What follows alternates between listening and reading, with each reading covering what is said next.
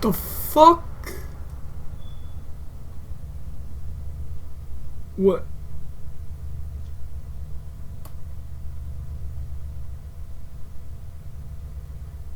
There's 2 Hildrens there. What? Oh man.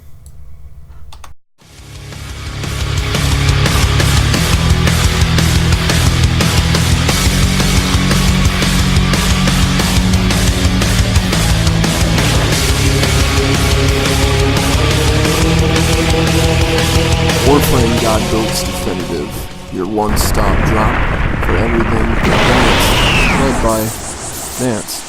Hey, what's going on, all my fellow godlies and Warframe enthusiasts around the world? I'm Vance, and this is Season 5 of Warframe God Builds. This is by far the longest running season this is the longest running series I've done in my entire life. And kicking off this new season, we're gonna cover the ghost with the most, the cutie with the booty.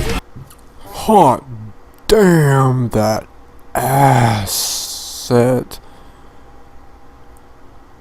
Wow. Is it hot in here or is it just summer? Totally different style this time around.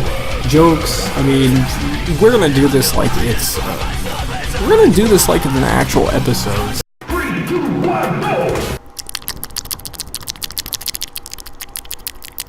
Oh sh**.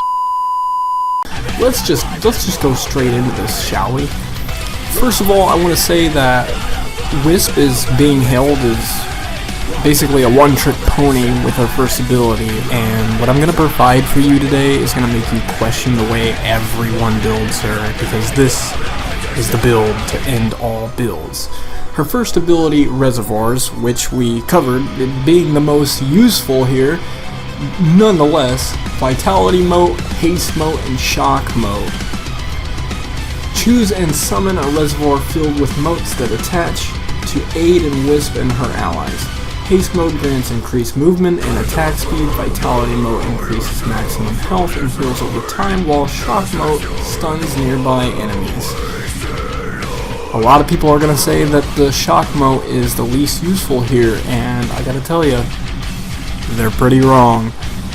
When it comes to her kit overall, it all complements a central build, which I'm going to explain once I get into the weapons. So Will-O-Wisp is her second ability.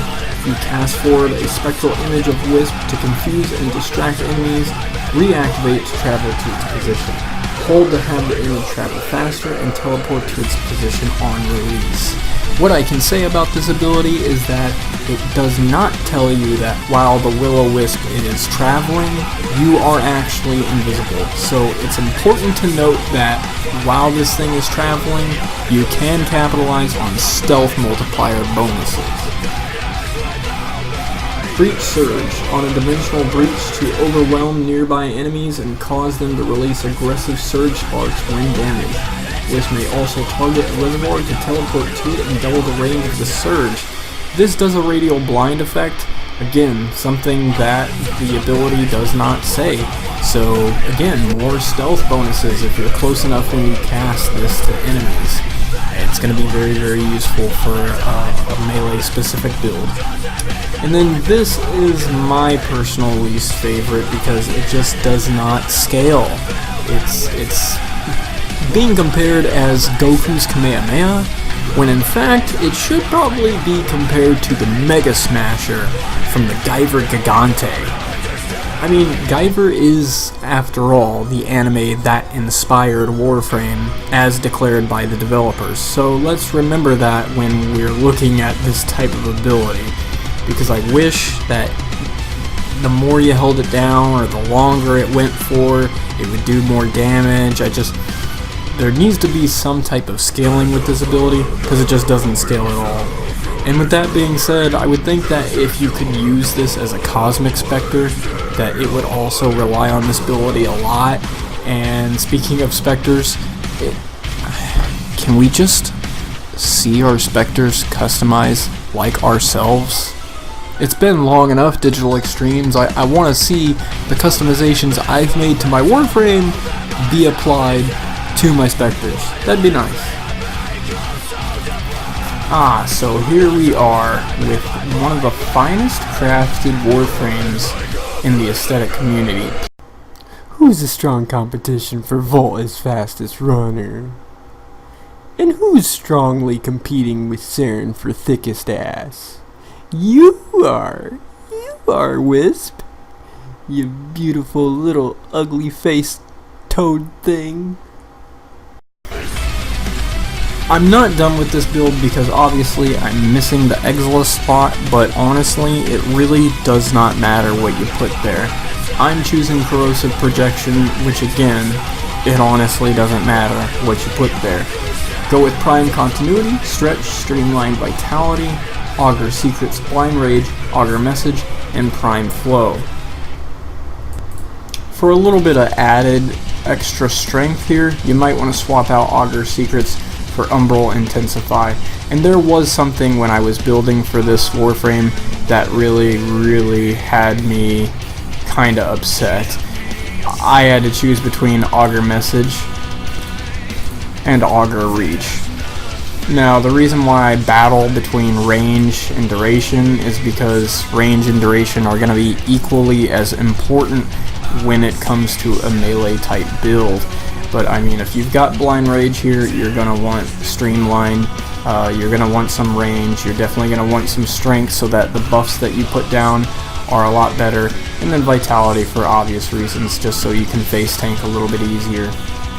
I'm also going with Arcane Grace in the event that I'm damaged. I put back a little bit of health, Arcane Guardian to increase my armor. All for defensive reasons. Now I've got to say that I don't really much use my primary at all, but I figured in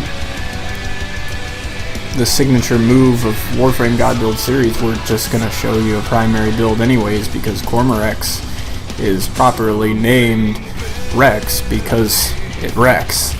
Split Chamber, Amalgam Serration, Point Strike, Vital Sense, Argon Scope, Vigilante Armaments, Hunter Munitions, and Hammer Shot are all going to contribute to a sniper rifle that tears chunks out of the life from the enemy.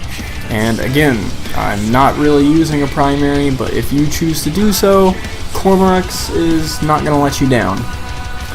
Now the meat and potatoes behind this build centers around your secondary weapon, and although this is not geared towards damage, it is definitely geared towards status. Go with a Hornet Strike, Frostbite, Pistol Pestilence, Stretch, Ice Storm, Quick Draw, Stunning Speed, and Lethal Torrent. You want to go with all these mods because it's going to give you a status of 98.5%, which is going to contribute to the melee build. The Zaw, Harvester of Souls. Although it's not really required, I would strongly recommend that you build a Dakram Strike, a Sikala Grip, and then a Ekwani 2 Jai Link.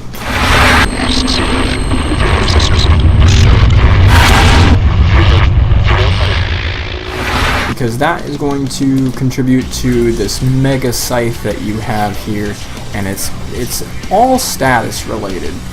A lot of people are using Tempo Royale for this, and I don't deem it necessary. I think Rending Crane works just fine, but you're going to want to have Prime Pressure Point. Condition Overload is the most important mod in arguably this whole entire setup. Prime Reach, Prime Fury, Virulent Scourge, Voltic Strike, Volcanic Edge, and Drifting Contact. Now, one thing that I didn't mention about this whole entire setup is the fact that my secondary is applying a bunch of different statuses. Meanwhile, my melee is applying the traditional statuses that we usually rely on, the corrosive and heat combination. But if you take a look at the Cyanex here, the Cyanex is actually doing heat, gas, and viral. And that brings us full circle all the way to our Worm Prime setup, which I'm only using Worm Prime because it's the strongest Sentinel. You can take a look at this build here, which it's, you know, again, it's not important. I just am using the Worm Prime because it has 1125 shield. Other than that, Artax is the weapon of choice because even though it says it's got a status of 10%, It actually does 100% status, applying gas as magnetic with this combination of serration, split chamber, malignant force, thermite rounds, heavy caliber, combustion beam, running rounds, and high voltage. Now, as I mentioned before, because of her kit, you can benefit from condition overload in several ways. Think about it. You have your shock mote, which will increase your elemental damages applied, and that's not something that's included by your Cyanex or your Artax. And then on top of that, you can do your second ability, which will make you invisible, allowing you to capitalize on stealth bonuses. And if you're close enough to your motes when you cast your 3, you blind enemies. So essentially what you have here is a bunch of multipliers stacking on your Zaw weapon, which is going to make it hit like an absolute truck, making this the Falcon Punch of Warframe God Build series. And it's very comparable to Warframe God Build's Volt, if you can remember back that far. She runs nearly just as fast, and she definitely melees just as fast. I've been able to roll into a room, do a spin attack, and just completely wipe the room out. Sometimes in life you find a bad witch. The bitch with enough mass to shatter glass. The bitch with the rear to end all fear. The bitch with so much booty, you feel a bit shooty. Jesus Christ!